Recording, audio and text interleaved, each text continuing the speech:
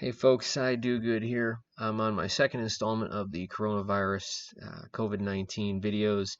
The first video discussed viruses, just sort of their makeup, how they affect us, infect us. Just to give you kind of a background on that. It ended with the notion that no one source of information seems to answer all of our questions, and that's kind of what I'm about, is trying to educate folks, get you as much information as you can so you can make good, healthy decisions out there. The media is biased, and a lot of misinformation going around out there, but my goal is to try to teach people things they might not know about, things that might help them keep themselves healthier and safer.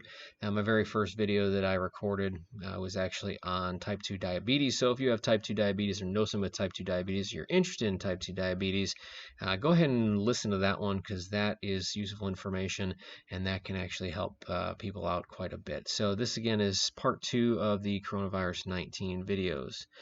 So this video is about virus virulence or infectivity, how dangerous it is, how it gets into us, and also how to stay safe. So just remember from the first video that I put out about the COVID-19 was that these are viruses. They are not alive, so they can't be killed. Okay, not by disinfectants or cleaners, no matter what the container says. You're not killing a virus or denaturing it or deactivating it, but you're not actually killing it because it's not alive. But lots of natural protection out there. So number 2 here, what can we be using? Friction. Friction can be fun. Clothing rubbing together, rubbing against our skin, or even in a washing machine. So friction is going to destroy those little virus particles, and you don't need these new fancy laundry detergents with chemicals in them to quote unquote kill COVID-19. Mechanical grabbing and holding on to things. Okay, so we're told that we should avoid touching things and touching people. Don't shake hands. Give a fist bump or a forearm bump. But mechanical grabbing hold of somebody's hand and shaking somebody's hand would be a nice friction vigorous way to destroy the particles. Fist bumping, let's face it, we're not grinding anything with the fist bumping, and it's probably more likely that you're wiping your nose in the back of your hand, and then that's going to be spreading to me anyway. So I actually would prefer a handshake, even though we're quote unquote not supposed to be touching each other.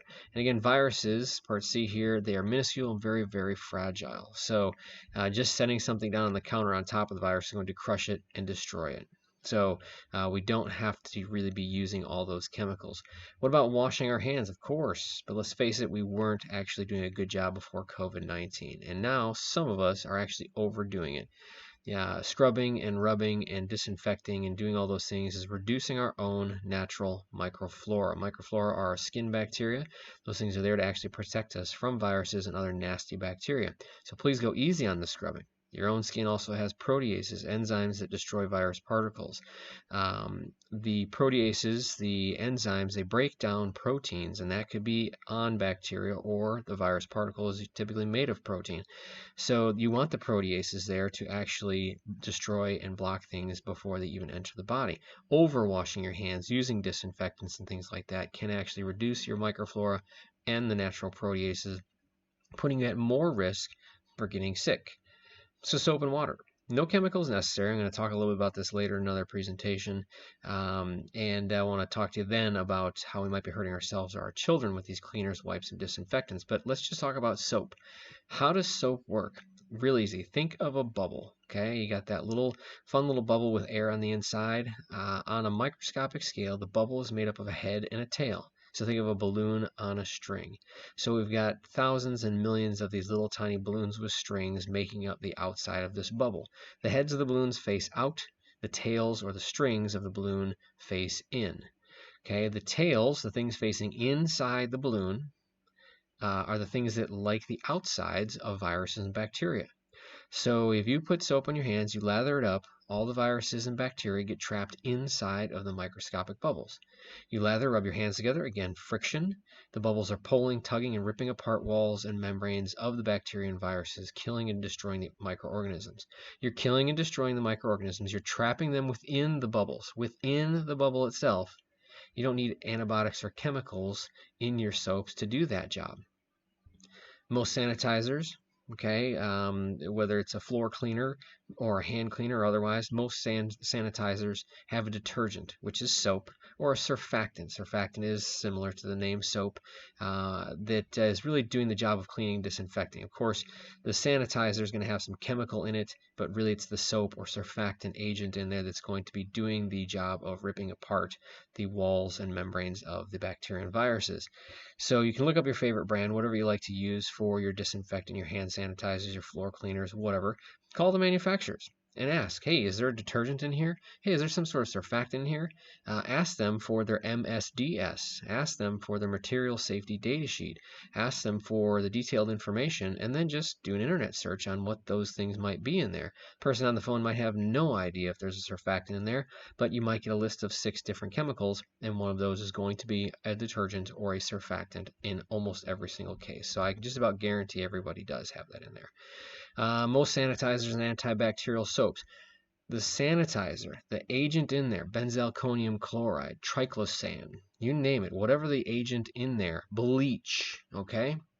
All these things require a contact time. Contact time is sometimes 3 to up to even 10 minutes to work. What does contact time mean? That means you are putting the stuff on a surface or on your hands, and you're letting it sit there for 3 to 10 minutes in order for it to kill and destroy. Okay, so in order for it to do its job, you have to wait that long, but you're not washing your hands that long. You maybe didn't even know that before I just mentioned it. You're not saturating your countertops and floors, and you're not leaving them soaking wet for 3 to 10 minutes. And some disinfectants is even longer than that. So if you're not doing it for that long, those added chemicals are not doing anything. What did I say works? Soap and water. What did I say is in the detergent, right? So take your favorite floor cleaner. Does it bubble? Yes, it does bubble. Why? Because there's detergent and surfactants in there. It's that's trapping the bacteria and viruses. You're not leaving the stuff on for long enough to actually do any use. If you're scrubbing like that for 3 to 10 minutes with that chemical on your skin, you'd be in deep, deep trouble, especially if you did it multiple times a day. So please don't start now. Stick to soap and water because that's easy. Okay. If you ever wondered, are these sanitizers making us healthier or live longer? Are we even seeing less illness by using them? I've wondered that very much. And in the more recent times here with coronavirus, I then went to try to find a retrospective study, basically a study looking back in time where you look at, okay, we didn't use this compound, this chemical then, now we're using it. Do we see less illness? Do we see more health? Do we see less death? I was looking at that since the advent of bacterial soaps and sanitizers, and I could not find any research articles. My search always includes NIH, the National Institutes of Health. That is an easy way to find published scientific papers. I include things like retrospective, antibiotic, soap. I include things in there that I want to be in the research article as well. And so I always search with NIH, though, because I want to find a peer-reviewed publication. I don't want a review article. If the top of the paper says a review, I don't want that. Reviews can be biased based on what the author wants to talk to you about and what they want to show you. So I don't do review articles. Peer-reviewed just means that when you submit the publication you're trying to get published, then your peers, the people that are also specialists in your area of expertise, then they read that and then they decide, have you covered all your bases? Do you actually have viable, logical data? But a review article is usually one that encompasses many, many different articles, and they just kind of give you just boatloads of information and sometimes biased information at that. But so while I couldn't find a study retrospectively, sorry, it was a little too fast, while I couldn't find one that shows we live longer, I did find one, part 6 here, really important. I did find the one that stated the usage of sanitizers did not decrease disease transmission. Here's a citation. I'm going to go in a little bit more detail in one of the next episodes, but if you look up online, effect of antibacterial home cleaning and hand washing products on infectious disease symptoms, a randomized double-blind trial. The author is Elaine Larson. Et al. Just means she also has accompanying authors on there. In the Annals of Internal Medicine back in 2004. There's a hyperlink. If I can figure out how to hyperlink that, then I'll make it clickable on the video as well. If I can't, I apologize, but there you go. Go ahead and pause the video. Just type that into a search and you'll find the article. But it does in fact show that she used a set of houses that was allowed cleaners with disinfectants and very specific ones, and then she didn't allow it in other houses, and then allowed disease to happen naturally by kids going to school and everything else, and then looked at how often people got sick in those houses, and they showed that it actually did not decrease the frequency of illnesses, specifically what we're assuming to be viral illnesses, in one household versus the other that was cleaning versus not cleaning. Other ways that we're protecting ourselves, maybe without knowing it, but other things that are out there for us besides friction and besides just soap and water: ultraviolet light. Okay, ultraviolet light, though, is not instantaneous. So anybody who's saying, oh, you go outside and it instantly destroys the virus, kills the virus, it doesn't. Ultraviolet light, it does depend on the intensity and duration of exposure. Okay, but ultraviolet light, by the way, is not just out on sunny days.